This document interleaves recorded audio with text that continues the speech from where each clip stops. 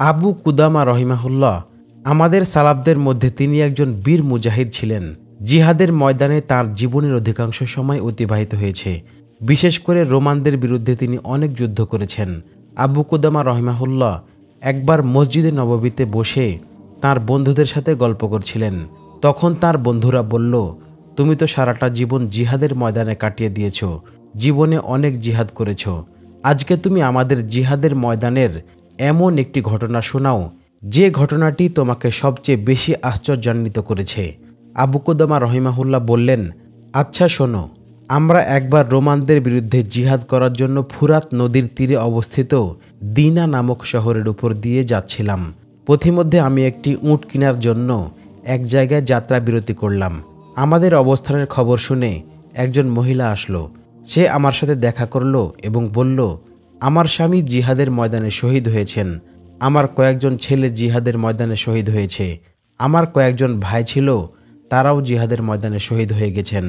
এখন শুধু আমার একমাত্র ছেলে আছে, আর একটি মেয়ে আছে। আমার ছেলেটির বয়স 15 বছর। সে হাফেজে কোরআন, হাদিসের ব্যাপারে ভালো জ্ঞান রাখে, দক্ষ অশ্বারোহী, দেখতেও খুব সুশ্রী। আমার খুব ইচ্ছা ছেলেটিকে জিহাদে পাঠাবো, কিন্তু সে একটি কাজে শহরের বাইরে গেছে, এখনও ফিরে আসেনি। অপেক্ষায় আছি, সে আসলে আপনার সাথে জিহাদে পাঠিয়ে দিতাম। এখন আপনাকে দেয়ার মতো আমার ঘরে কিছুই নেই। আফসোস, এত মহান একটি জিহাদ হচ্ছে আর আমি এটা থেকে বঞ্চিত থাকব, এটা তো কিছুতেই হতে পারে না। তখন তিনি ধুলোয় মাখা কয়েকটি মাথার চুল দিয়ে বললেন, এই চুলগুলোকে ঘোড়ার লাগাম হিসেবে ব্যবহার করবেন, যাতে এই বরকতময় জিহাদে অংশগ্রহণ করা থেকে আমি কিছুতেই বঞ্চিত না হই। আবু কুদামা রহিমাহুল্লাহ বললেন, আমি চুলগুলো নিলাম এবং তার ছেলেকে দেখার জন্য কিছুক্ষণ অপেক্ষা করলাম, কিন্তু তার আসতে দেরি হচ্ছে দেখে আমরা গন্তব্যের দিকে রওনা হয়ে গেলাম। অনেক পথ অতিক্রম করার পর দেখতে পেলাম পিছন দিক থেকে একজন অশ্বারোহী ধুলো উড়িয়ে ঊর্ধ্বশ্বাসে ছুটে আসছে। কাছে আসার পর সেই অশ্বারোহী যুবক আমাকে চাচা বলে ডাক দিল এবং পরিচয় দিয়ে বলল, আমি ওই মহিলার সন্তান যিনি আপনাকে জিহাদের জন্য চুল দান করেছেন। আমি আপনার সাথে জিহাদে অংশগ্রহণ করতে চলে এসেছি। আবু কুদামা রহিমাহুল্লাহ বললেন, আমি লক্ষ্য করলাম সে ছেলেটি একেবারেই ছোট, 14-15 বছর বয়স হবে মাত্র, আর জিহাদ তো তার উপর আবশ্যকও নয়। তাই আমি তাকে লক্ষ্য করে বললাম, বাবা, তুমি বাড়ি ফিরে যাও, তোমার মায়ের তো কেউ নেই, তুমি বাড়িতে গিয়ে তোমার মায়ের পাশে থাকো, মায়ের খেদমত করো, মায়ের দেখাশোনা করো, তুমি আপাতত ফিরে যাও, পরে বড় হয়ে জিহাদে অংশগ্রহণ করো। ছেলেটি বলল, চাচা, আমার মা আমাকে শেষ বিদায় দিয়েছেন, তিনি আমাকে আপনার সাথে জিহাদে যেতে বলেছেন, আর আমি ভালো ঘোড়সওয়ার ও দক্ষ তীরন্দাজ। আপনি আমাকে সাহসী যোদ্ধা হিসেবে পাবেন, কখনো যুদ্ধ থেকে পৃষ্ঠ প্রদর্শনকারী হিসেবে পাবেন না। আপনি আমাকে সাথে নিয়ে নেন। অনেক কাকুতি মিনতি করার পর আমি তাকে সাথে নিয়ে নিলাম। আমরা কিছু পথ অতিক্রম করে এক জায়গায় তাঁবু গাড়লাম ও যাত্রা বিরতি দিলাম। মুজাহিদরা সবাই রোজা রেখেছিলেন, তাই সফর করে সবাই ক্লান্ত পরিশ্রান্ত। বিকেলবেলা রান্না করতে হবে। ছেলেটি বলল, চাচা, আপনারা সবাই রোজা রেখেছেন, আপনারা তো ক্লান্ত, তাই দেন, রান্নার কাজটা আমিই করি। সে জোর করে বলল, তাই রান্নার দায়িত্বটা তাকেই দেয়া হলো। মুজাহিদিনরা ঘুমিয়ে পড়লেন। রান্না করে এক পর্যায়ে ছেলেটিও ঘুমিয়ে পড়ল। আবু কুদামা রহিমাহুল্লাহ বললেন, আমি ঘুমন্ত অবস্থায় ছেলেটির দিকে তাকিয়ে দেখলাম সে ঘুমের মাঝে মিটমিট করে হাসছে। আমি অন্যান্য মুজাহিদ সাথীদের বিষয়টি দেখালাম। ছেলেটির ঘুম ভাঙার পর তাকে জিজ্ঞাসা করলাম, তুমি হাসছিলে কেন? সে বলতে চাইল না। অনেক জোরাজোরি করার পর সে বলল, আমি দেখলাম স্বর্ণ রৌপ্য দ্বারা নির্মিত বিশাল এক প্রাসাদ। প্রাসাদটি দেখতে খুবই মনোরম ছিল, চাঁদের ন্যায় উজ্জ্বল। অনেকগুলো সুন্দর মেয়ে সেই প্রাসাদ থেকে বের হয়ে আমাকে অভিবাদন জানাতে লাগলো, আমাকে অভ্যর্থনা জানাচ্ছিল।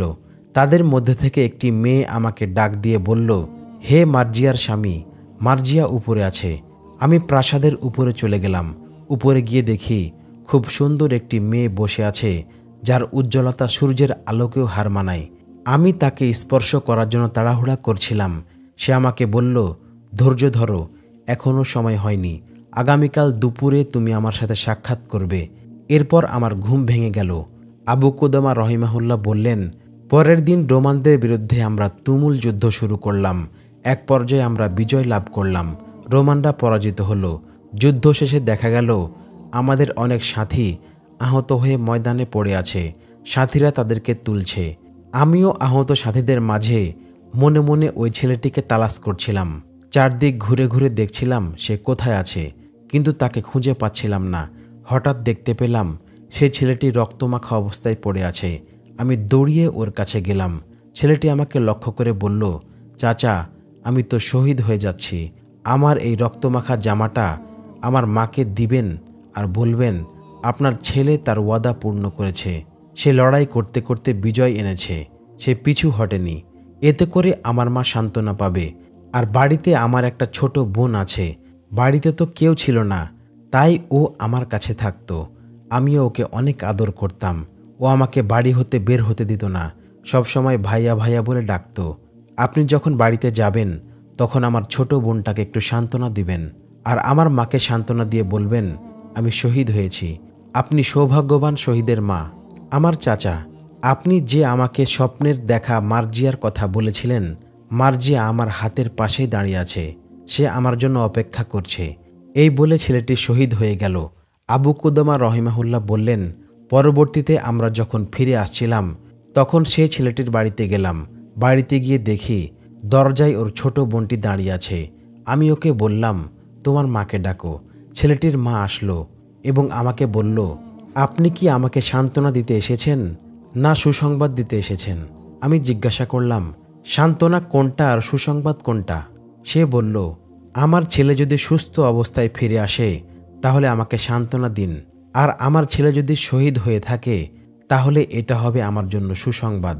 আবু কুদামা রহিমাহুল্লাহ বললেন, আলহামদুলিল্লাহ, আপনার ছেলে বীরত্বের সাথে লড়াই করতে করতে আল্লাহর রাস্তায় শহীদ হয়েছে, পিছু হটেনি। তখন ওই মহিলা বললেন, সমস্ত প্রশংসা ওই মহান সত্তার, যিনি আমার এই ছেলেকে পরকালে নাজাতের ওসিলা বানালেন।